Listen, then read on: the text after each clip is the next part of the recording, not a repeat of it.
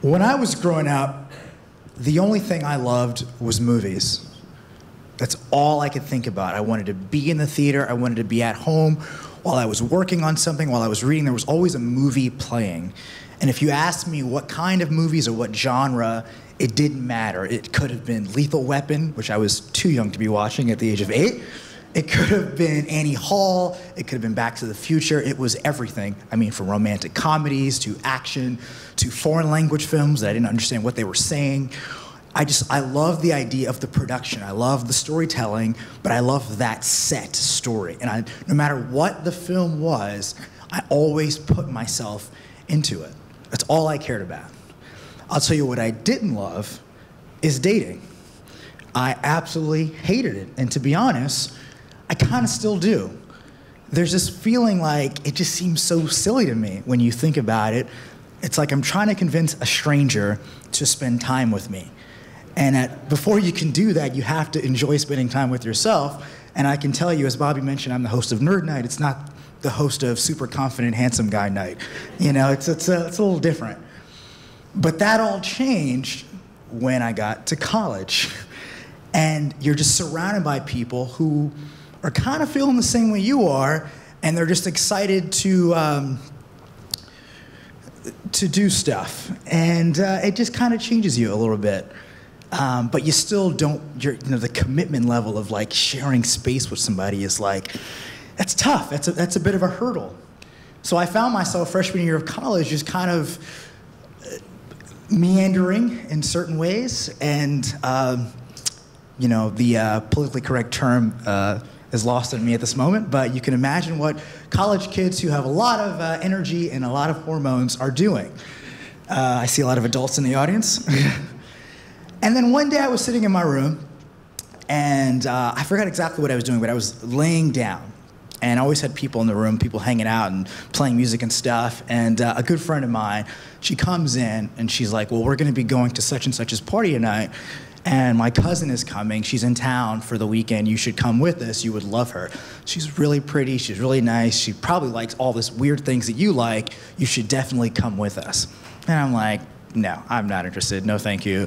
I'm totally fine listening to Radiohead for the next 7 hours in the dark by myself. I don't need to be around people right now. You know, I got a box of donuts. There's some ginger ale over here. I'm the happiest guy in the world right now. So I was like, all right, and she leaves. And then my roommate at the time was like, you should definitely go with her. Are you insane? Have you seen this girl? And I was like, no, I've been in this cave this entire time. So he shows me a picture of her on AIM, if you guys remember what that is. He pulls up, this is before Facebook and MySpace and all that stuff.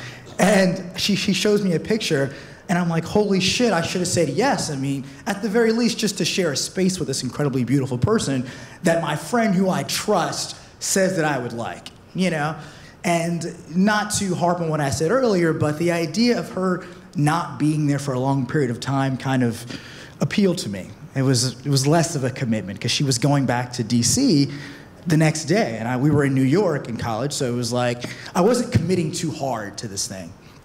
So I quickly got dressed. I convinced my roommate to come with me, and we met them up at the party. And as you can imagine, my friend, I should have trusted her. She was absolutely right. She was beautiful, she was sweet, and she was funny, and she liked all the same things that I liked. And we're like in this room, in this party, and all of us are sitting around, and the music's blasting, and she looks over, and she goes, do you like this? And I said, yeah, I love music. And she's like, well, do you like this song? And I was like, I've never heard it before. And then I have this kind of like Garden State moment where the song just kind of changes me, and I'm just like, holy shit, this is what it feels like to love something besides movies. This is really incredible. This is what everybody's talking about. I felt it. I felt something change in me. And then I remember that she was leaving, and I was so mad at myself. I was like, you allowed yourself to feel this way, and now she's gonna go back to DC the next morning. So I just became very like, the entire day. I'm just gonna drink and get ridiculous and not care about that anymore. And then 4 a.m. came along, and people are stumbling out, walking back and hopping on the subway and all those kinds of things. And I'm still there. And this Elliott Smith song comes on. It's a super sad song, and it's about missed opportunities and lost love. And, you know, I got into my movie moment. I'm like, is this happening to me? Am I getting to the climax of the story, like where I have to make a tough decision? Is Act 2 over, and I have to get to Act 3, and this is gonna make a huge difference in my life? And I was like, all right, I'm gonna go back to the dorms. I'm gonna talk to this girl. Something's gonna happen. This needs to happen. I go back to the dorms. She's already gone. She already left to go to the bus station at Port Authority. And we're downtown Manhattan. For those of you who've been to New York or from New York, you know that I'm about 50 blocks away from her. At this point, it's like 7 or 8 a.m. And I'm just like, I can get there. I can get there in time. I can do this. I can get there. And I start to hear it. I hear the music in my head. I map the scene in my mind. I'm in Act 3. So I go to the subway station. Subway's stalled. It's delayed. Typical New York. I get out. I'm like, okay, I'll take the bus. Get on the bus. They stop at every single stop, so it's still taking forever. I have about maybe 10 minutes before her bus leaves the Port Authority, and I get out on 30th Street, which is about 10 blocks. So I hop off the bus, and I begin to run, and I'm running through Midtown Manhattan. I'm like, I'm in it. I'm in my Act 3 climax moment. And I'm running, and I'm running, and I'm running, and I get to Port Authority. I look up on the screen to see which bus is going to DC. I see it. I run past the security guard. This is like incredibly intense moment. I mean, they could have taken me to jail. I mean, looking the way that I did and the way that I do. And I run past security guard. I run on the bus, and I look for her, and I'm just like going through aisle, looking around, and she's not there. And I'm like, what the hell is going on? How is this happening to me? And then I asked the driver, and I was like, is this the such and such bus leaving for DC? And he said, yeah, but there's 2 buses, and that one just left. And I'm looking as the bus is driving away.